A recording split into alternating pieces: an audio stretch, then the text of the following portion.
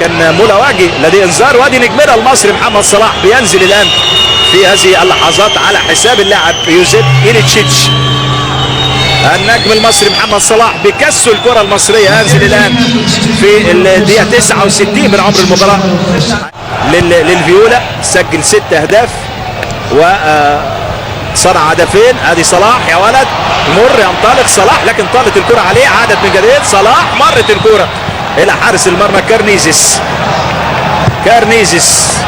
من جديد لخواكين على الجانب الايمن. خواكين يلعب لصلاح. صلاح يا ولد لف ودار لعب كرة لماتياس فرنانديز.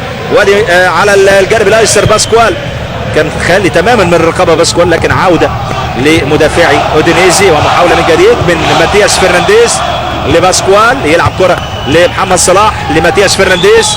ماتياس فرنانديز خطأ وركلة حرة لصالح الفيولا. بالتأكيد كانت ستكون هدف أكيد. ماتياس فرنانديز يخطف كرة لصلاح.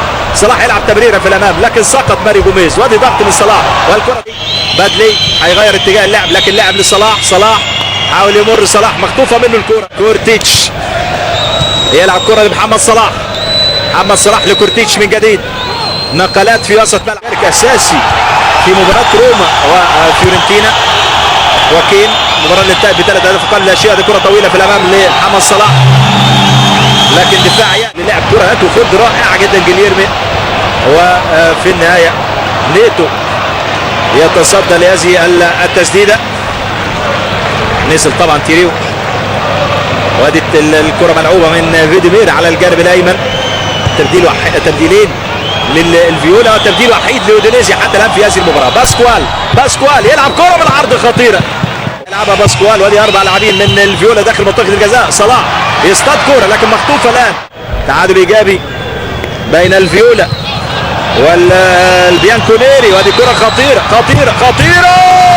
لايطاليا. هناك الكثير من المهاجرين البرتغاليين والعائلات البرتغاليه اللي بتسكن طبعا في سويسرا وفي فرنسا وفي